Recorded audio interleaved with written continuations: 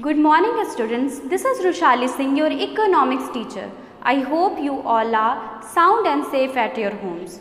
So students, in today's class we will start new topic, that is consumer equilibrium. Today we will discuss about what is consumer equilibrium. First of all, let us discuss who are consumer.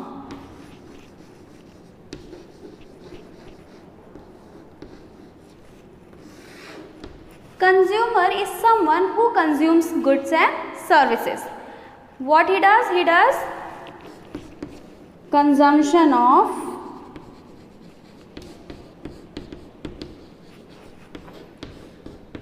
goods and services. Now, why he does consumption of goods and services? For satisfaction of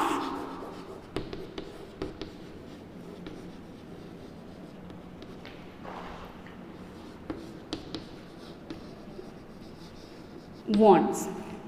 Okay, consumer who does consumption of goods and services for satisfaction of wants, needs. कोई भी consumer है या कोई भी, पहले हम एक human being, एक इंडिविजुअल की बात करते हैं। इंडिविजुअल की क्या होती है? नीड्स होती हैं।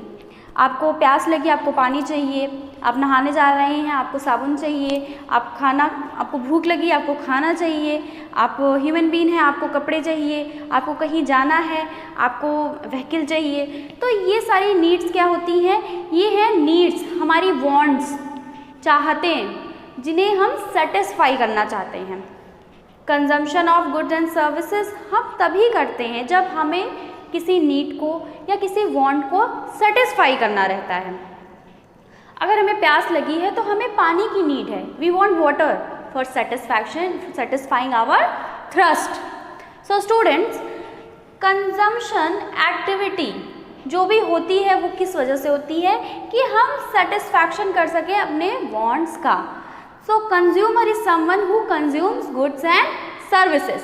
कंजम्पशन का मतलब क्या होता है? ग्रहण करना, किसी चीज़ का इस्तेमाल करना, उससे अपने इच्छाओं को पूरा करना। आप कभी जो है भूख लगी है तो आपकी वांट क्या है? भूख है, आपकी वांट है खाना, ठीक है। आपको अपनी भूख को सेटिस्फाई करनी है, अपनी भूख मिटानी है तो आपको खाना खाना पड़ेगा। तो जो आप खाना खा रहे हैं, जो कंजम्पशन कर रहे हैं, किसके लिए कर रहे हैं? सेटिस्फैक्शन ऑफ वांट के लिए कर रहे हैं। तो कंज्यूमर, कोई भी कंज्यूमर हो, वो क्या करता है? वो चीज़ों को परचेज करता है, गुड्स एंड सर्विसेज को परचेज करता है। किस लिए? कंजम्पशन के लिए।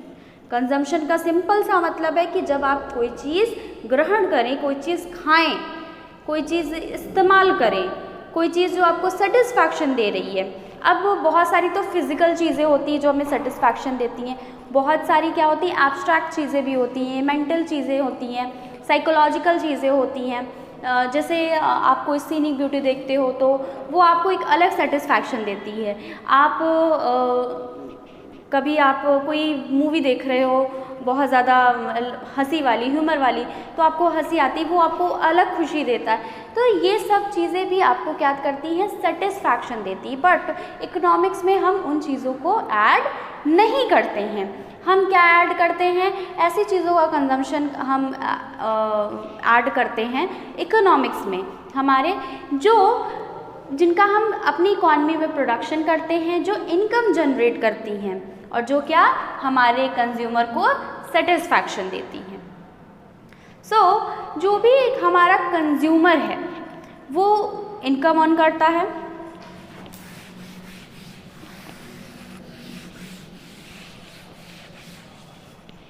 he will earn income, ठीक। he will earn something, वो कहीं जॉब कर रहा होगा तो उसे इनकम मिलेगी, ठीक है। इनकम का क्या मतलब है? इनकम का मतलब है कि he is working somewhere, he is getting remuneration for that। वो कहीं काम कर रहा है और उसे क्या मिल रहे हैं? उसे पैसे मिल रहे हैं, salary, profit, wages, whatever you can call it. He is getting remuneration for his services. so he will get what? He will get income. Now how this income will affect production? कैसे ये income जो है हमें different चीज़ों के production में help करती है, हम समझते हैं। इनकम, जब एक पर्सन है, एक पर्टिकुलर कंज्यूमर है, उसे डिफरेंट चीज़ों की डिमांड है। उसे फूड चाहिए, उसे क्लॉथिंग चाहिए,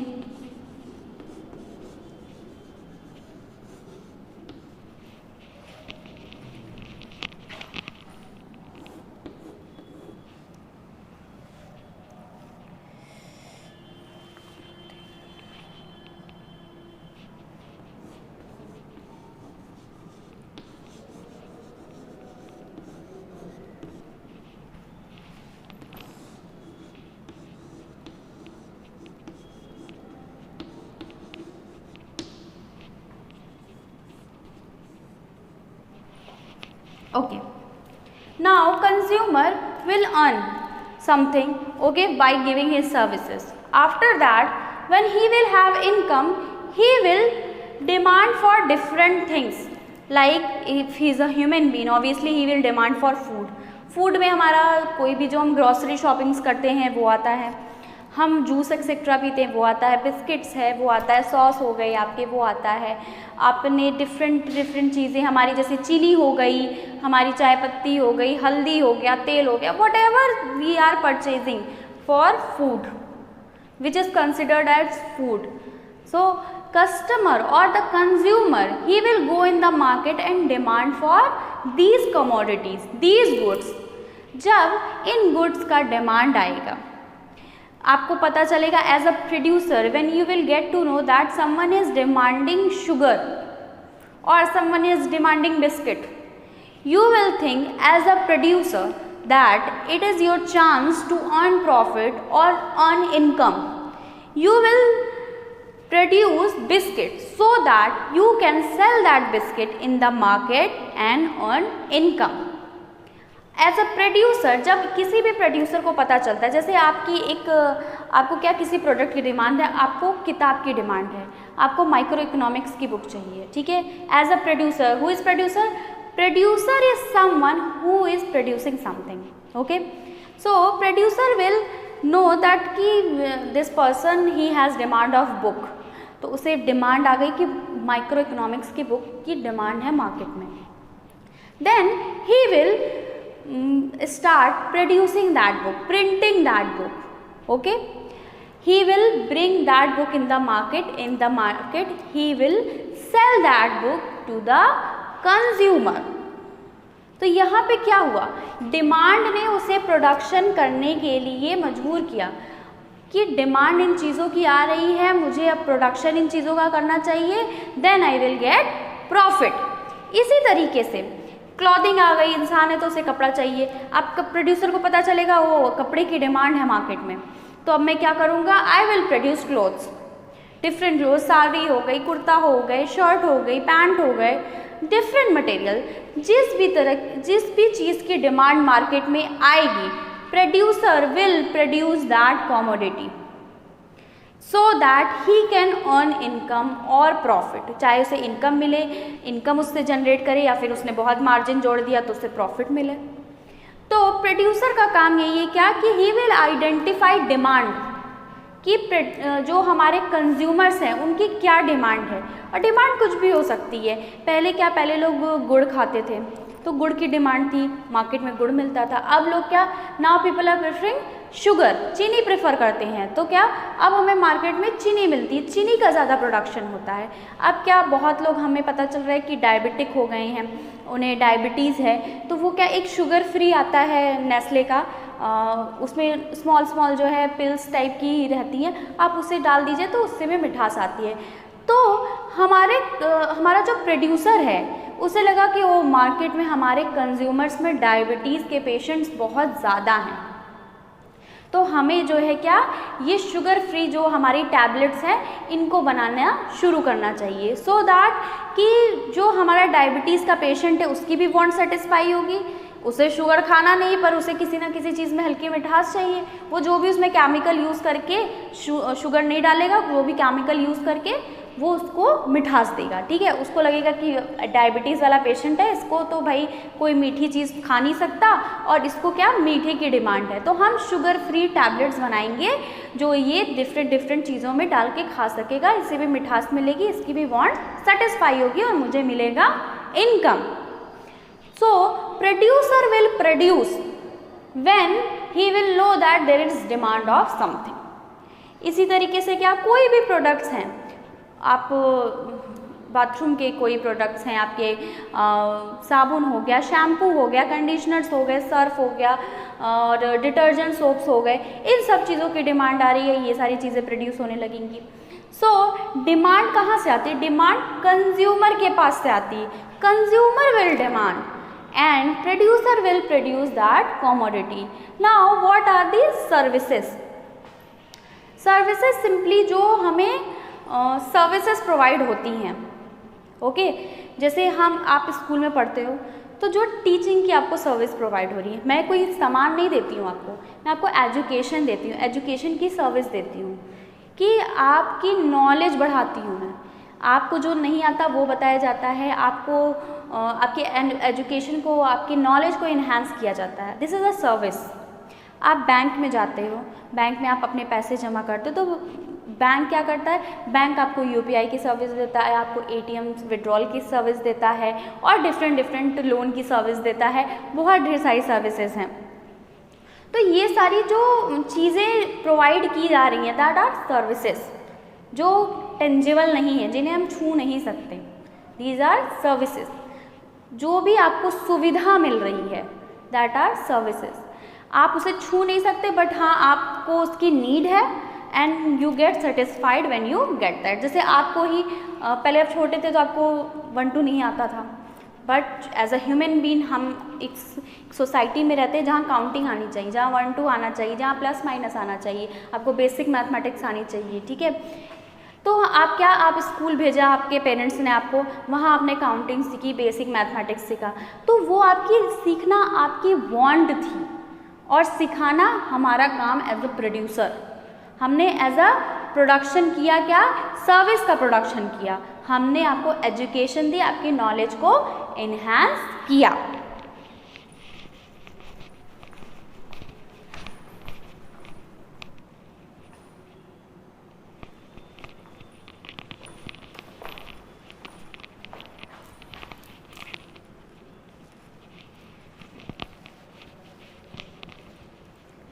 सेम तरीके से बैंक्स भी करते हैं।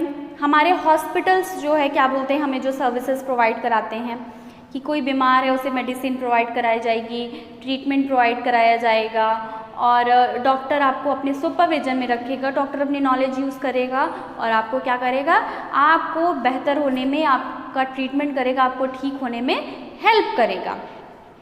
अब जो भी डॉक्टर्स एक्सेट्रा होते हैं वो भी जो सर्विस प्रोवाइड करते हैं that will be considered as service. तो 2 तरह के गुड्स होते हैं, one is tangible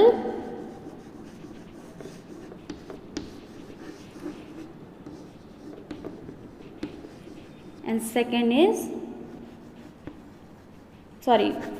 second one is intangible.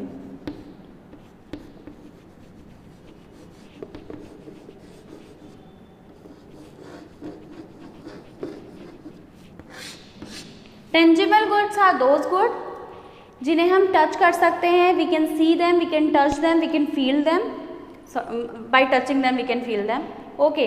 But intangible goods are those services which we require and after getting that we get satisfied, like example of school, example of hospital, example of bank sector, जो भी bank से insurance वगैरह provide कराते हैं risk के through, ये सारी चीज़ें क्या हैं, सर्विसेज हैं जो आपको प्रोवाइड करी जाती हैं। That services is required by our consumer को ये सर्विसेज चाहिए होती हैं।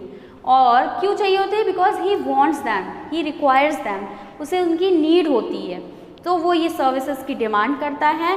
Now the producer will produce these goods and services.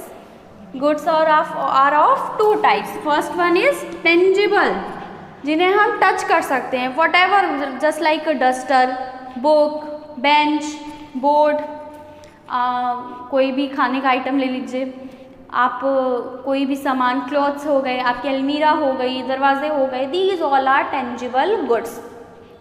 आप अपनी सराउंडिंग में जब भी देखोगे तो हर चीज़ गुड्स एंड सर्विसेज से भरी पड़ी है. सर्विसेज से नहीं तो गुड्स तो हर जगह है जो मार्केट में बिकते हैं और आप अपने घर ले आके परचेज करते हैं, जिन्हें आप टच कर सकते हैं, जिन्हें आप देख सकते हैं.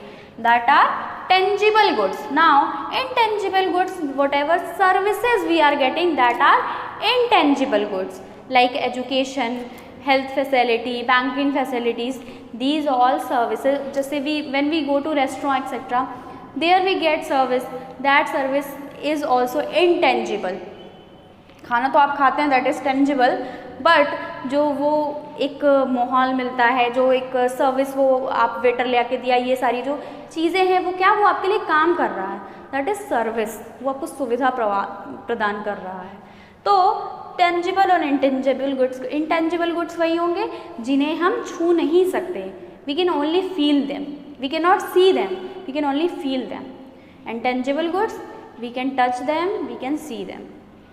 Okay, now students, there are more classifications of goods. There is consumer goods,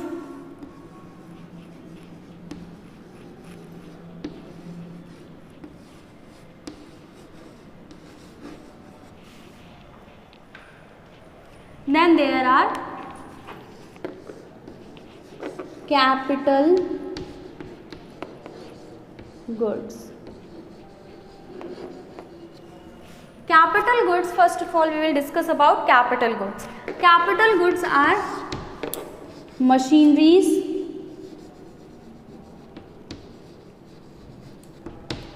equipments,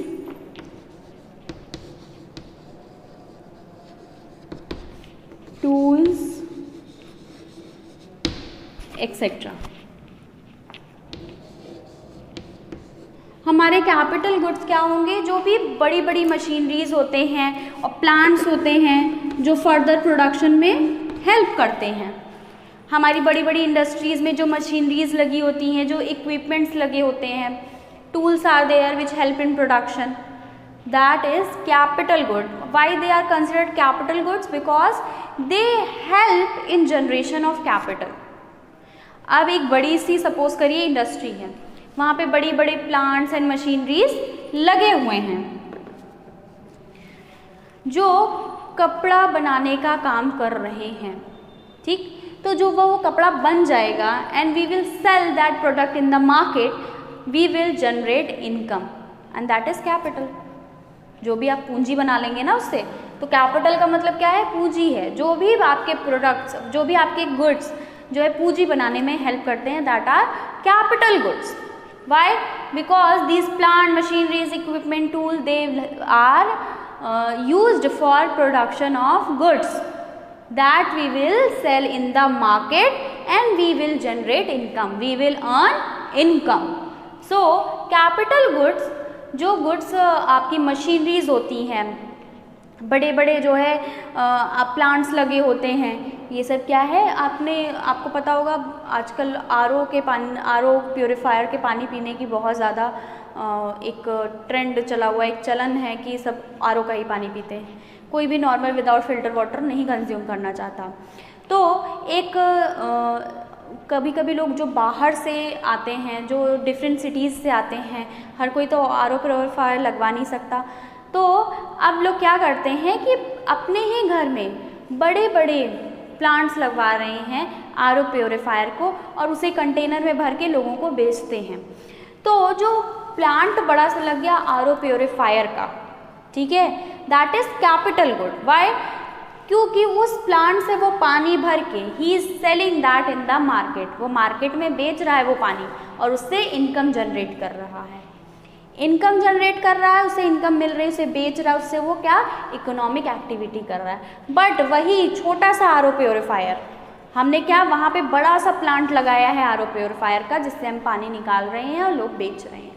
but हम अपने घर में छोटा ये RO प्योरीफायर रखते हैं, वो कैपिटल गुड नहीं, वो हमारा कंज्यूमर गुड हो गया। क्यों? क्योंकि हम उससे कोई भी इकोनॉमिक एक्टिविटी नहीं कर रहे हैं, हम उससे क्या इनकम जनरेशन नहीं कर रहे हैं, हम उसका पानी निकाल के कहीं बेचने नहीं जा रहे हैं, उससे हमें इनकम नहीं मिल रही है, तो वो क्या हो गया, वो हमारे लिए कंज्यूमर गुड हो गया। यही डिफरेंस होता है capital good and consumer good में। कंज्यूमर गुड क्या होता है, दैट इज कि आप जो है कंज्यूम करने के लिए आपने प्रोडक्ट खरीदा and now you are consuming that.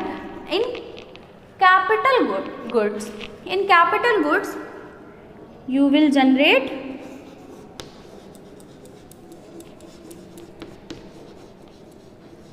income. Okay, income will be generated. But consumer goods क्या होते हैं? फर्स्ट ऑफ ऑल हम ये समझते हैं, कंज्यूमर गुड्स होते हैं जो कंज्यूमर खरीद के तुरंत उसे कंज्यूम कर लेता है। जैसे कपड़े हो गए, कोई भी हमारा बिस्किट हो गया, चाय पत्ती हो गया, जूस हो गया, हमारा दही हो गई, हमने खरीदा और हमने कंज्यूम कर लिया।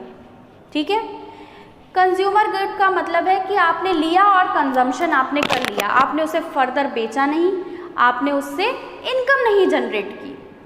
ओके, तो वो क्या हो गया, वो कंज्यूमर गुड हो गया। लेकिन अगर आप वही चीज़ खरीद के उससे क्या कर रहे हैं, उससे इनकम जनरेट कर रहे हैं, तो वो क्या हो गया, हमारा कैपिटल गुड हो गया। जैसे हम सिलाई मशीन का एग्जाम्पल लेते हैं, अगर आपने सिलाई मशीन खरीदी है अपने घर के लिए, तो दैट इज कंज्यूमर गुड। क्यों? क्योंकि आपने उसे खरीदा और now you are consuming it, आप उसकी हेल्प से अपने घर में बच्चों के कपड़े सिल रहे हैं, अपने कपड़े सिल रहे हैं। बट वही सिलाई मशीन अगर एक टेलर खरीदता है और उससे इनकम जनरेट करता है, उससे इनकम अर्न करता है, ठीक है, लोगों के कपड़े सिलता है, उनसे पैसे लेता है, उनको सर्विस देके उनसे पैसे लेता है, तो वो क्या हो गया, हमारा सिलाई मशीन, हमारा वो हो गया कैपिटल गुड। आई होप आपको डिफरेंस समझ में आया होगा। फर्दर हम कंज्यूमर गुड की बात करते हैं। कंज्यूमर गुड्स क्या, ये होते हैं अपने अल्टीमेट कंज्यूमर तक पहुंच जाता है। कंज्यूमर गुड्स वो होते हैं जो अपने अल्टीमेट कंज्यूमर तक पहुंच जाते हैं। अल्टीमेट मतलब जो कंज्यूमर उन्हें कंज्यूम करेगा, जिसके लिए वो बने हैं। अब जैसे ये डस्टर स्कूल में पहुंच गया, अब हम इससे क्या करते हैं, इससे रबिंग करते हैं, तो हम इसके अल्टीमेट कंज्यूमर हैं। अब जैसे चाय पत्ती हमारे पास पहुंच गई, हम उसे चाय में डाल के चाय पी रहे हैं, तो हम क्या उसके अल्टीमेट कंज्यूमर हो गए।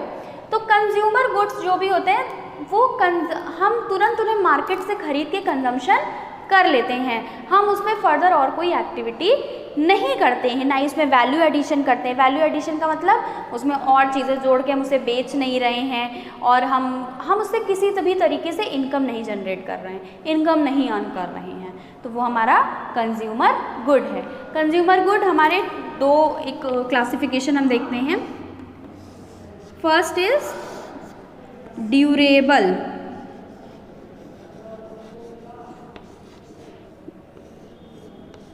Durable consumer, durable consumer goods and second one is non durable.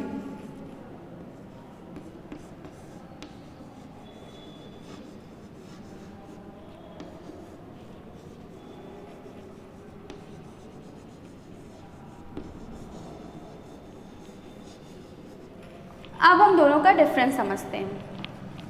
Durable जो भी हमारे कंज्यूमर गुड्स होते हैं वो क्या, वो 3 साल से ज़्यादा उनकी लाइफ स्पैन होती है, more than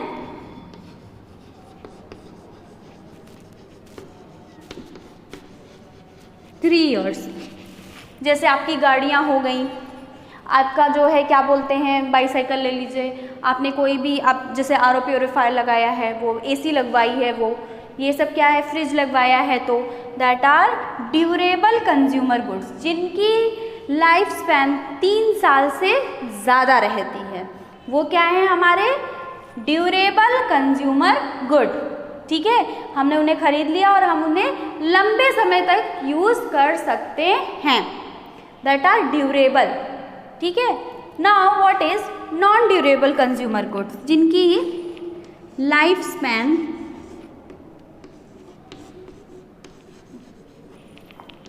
less than 3 years, goods whose lifespan is less than 3 years, कि इनका क्या है, समय 3 साल से कम है, वो है नॉन ड्यूरेबल कंज्यूमर गुड्स। कोई भी कॉस्मेटिक्स मटेरियल होते हैं जो हमारे कॉस्मेटिक्स के प्रोडक्ट होते हैं, लिपस्टिक हो, आई शैडो हो, पाउडर हो, ये सब क्या, हाँ, इनकी एक एक्सपायरी डेट होती है कि आप 2 साल की, 2.5 साल की, तो वो क्या है, नॉन ड्यूरेबल कंज्यूमर गुड हो गए। जैसे भी कोई फूड मटेरियल है, उनकी क्या होती है ड्यूरेबिलिटी, 3 महीने, 4 महीने, बहुत ज़्यादा 1 साल, इतनी ही होती है। That is non durable. कि मतलब ड्यूरेबल का तो मतलब आप समझ रहे हैं ना, जो एक ड्यूरेबिलिटी जिसकी क्या, कितने टाइम तक वो चलेगा। तो जो नॉन ड्यूरेबल है तो समझ जाइए कि वो that will not work more than 3 years। जो हमारा मोर देन 3 years है that is durable consumer good. कोई भी आप मशीनरी ले लीजिए, कुछ भी चीज़ें जो आपके 3 साल से ज़्यादा चल जाती हैं, एक लंबे समय तक चलती हैं, उनमें गड़बड़ी नहीं आती है, आपको उन्हें चेंज नहीं करना पड़ता, दैट इज़ आपको उन्हें चेंज नहीं करना पड़ता, that is durable consumer goods. And बहुत सारे प्रोडक्ट्स होते हैं जिन्हें हमें एक शॉर्ट पीरियड ऑफ टाइम में यूज़ करना होता है, that is non durable consumer goods. Non durable में कोई भी खाने का मटेरियल ले सकते हैं आप, ऐसी चीज़ें जो जल्दी एक्सपायरी हो जाती है। जैसे आप दही ले आते होंगे, अमूल की दही आती है, उसका क्या एक्सपायरी 3 दिन का रहता है कि आप 3 दिन के अंदर उसका कंजम्पशन कर लीजिए, otherwise that will not be good in good condition. तो ऐसे ही बहुत बिस्किट्स आते हैं, सब सारे प्रोडक्ट्स जो होते हैं उन पे 6 महीने, 1 साल, 2 साल इतनी की एक्सपायरी डेट रहती है। That all are non durable consumer goods. So students, in our consumer equilibrium analysis, we will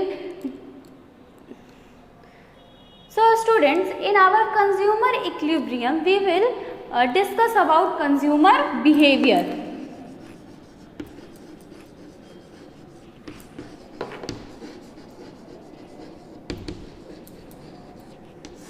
How consumer behaves.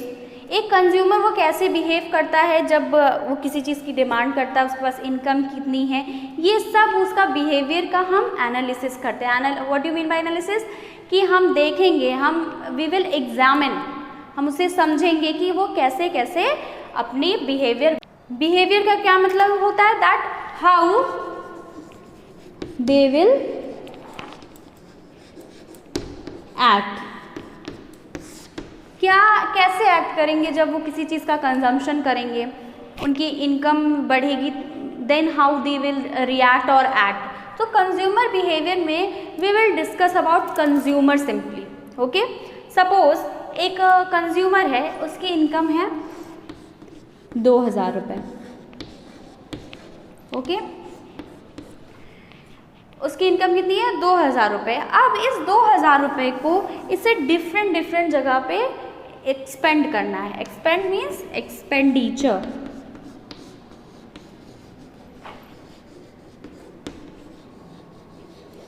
Now what is expenditure, this is income. Okay, and expenditure मतलब खर्चे करना, पैसे खर्च कर देना। तो एक्सपेंडिचर जो है हमारा मीन्स हमारे पास जो इनकम है, जो इनकम हमने अर्न की है, जो इनकम हम यूज़ करने वाले हैं दूसरी चीज़ों की डिमांड करने के लिए। तो जब हम उन्हें खरीदते हैं और ये पैसे देते हैं, then we are doing expenditure, we are expending our income, हम पैसे खर्चे कर रहे हैं। तो एक्सपेंडिचर का मतलब खर्चा, ठीक है। सो कंज्यूमर में हम जैसे ये कंज्यूमर है, इसकी क्या, इसकी इनकम है 2000 रुपये। अब इसे फूडिंग पे भी करना होगा कुछ, ठीक है, इसे जो है एजुकेशन पे करना होगा अपने बच्चों के, फिर इसे जो है हाउसिंग में जो भी उसको रेंट देना हो, ठीक है, और तो और वो कोई लेजर एक्टिविटीज़ भी करेगा।